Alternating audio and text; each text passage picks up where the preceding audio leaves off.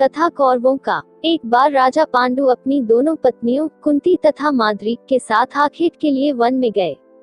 वहां उन्हें एक मृग का मैथुनरथ जोड़ा दृष्टिगत हुआ। पांडु ने तत्काल अपने बाण से उस मृग को घायल कर दिया। मरते हुए मृग ने पांडु को शाप दिया, राजन, तुम्हारे समान क्रूर पुरुष इस संसार में कोई भी नहीं होगा।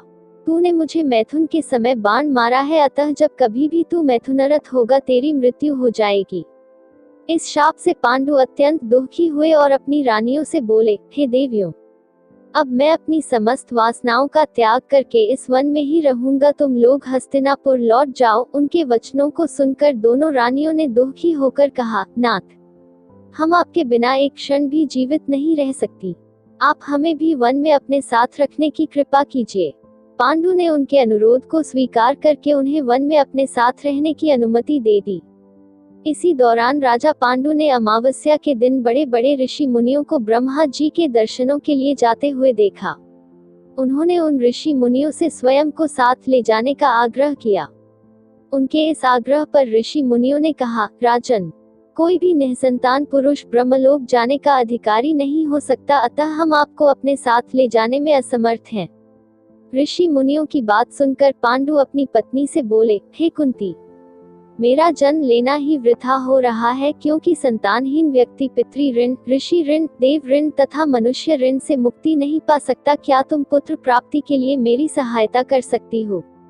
कुंती बोली, हे आर्यपुत्र, दुर्वासा ऋषि ने मुझे ऐसा मंत्र प्रदान किया है जिससे मैं किसी भी देवता का आह्वान करके मनोवांछित वस्तु प्राप्त कर सकती हूँ। आप आज्ञा करें, मैं किस देवता को बुलाऊं?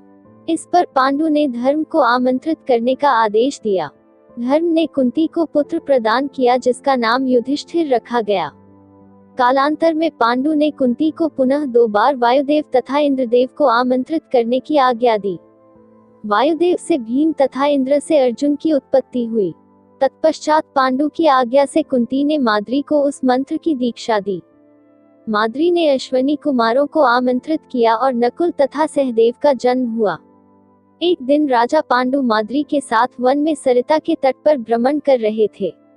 वातावरण अत्यंत रमणीक था और शीतल मंद सुगंधित वायु चल रही थी। सहसा वायु के झोंके से माद्री का वस्त्र उड़ गया। इससे पांडु का मन चंचल हो उठा और वे मैथुन में प्रवृत्त हुए ही थे कि शापवश उनकी मृत्यु हो गई। माद्री उनके साथ सती हो गई, किंतु पुत्रों के पालन पोषण के लिए कुंती हस्तिनापुर लौट आई। इधर युधिष्ठिर के जन्म होने पर धृतराष्ट्र की पत्नी गांधारी के हृदय में भी पुत्रवती होने की लालसा जागी। गांधारी ने वेदव्यास जी से पुत्रवती होने का वरदान प्राप्त कर लिया।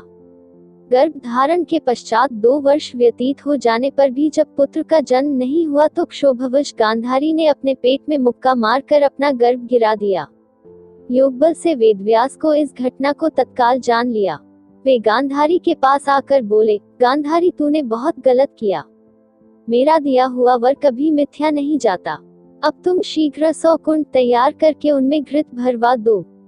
गांधारी ने उनकी आज्ञानुसार 100 कुंड बनवा दिए। वेदव्यास ने गांधारी के गर्भ से निकले मांस पिंड पर अभिमंत्रित जल छिड़का, जिसे उस पिंड के अंगूठे के पोरिये के बराबर 100 टुकड़े हो गए। वेदव्यास ने उन टुकड़ों को गांधारी के बनवाए 100 कुंडों में रखवा दिया और उन कुंडों को 2 वर्ष पश्चात खोलने का आदेश दे अपने आश्रम चले गए।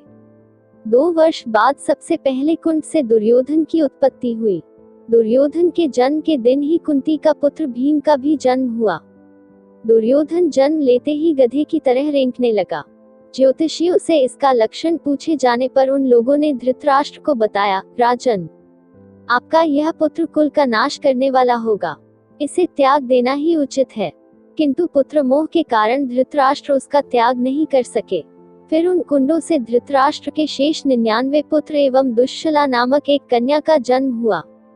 गांधारी गर्भ के समय धृतराष्ट्र की सेवा में असमर्थ हो गई थी, अतएव उनकी सेवा के लिए एक दासी रखी गई।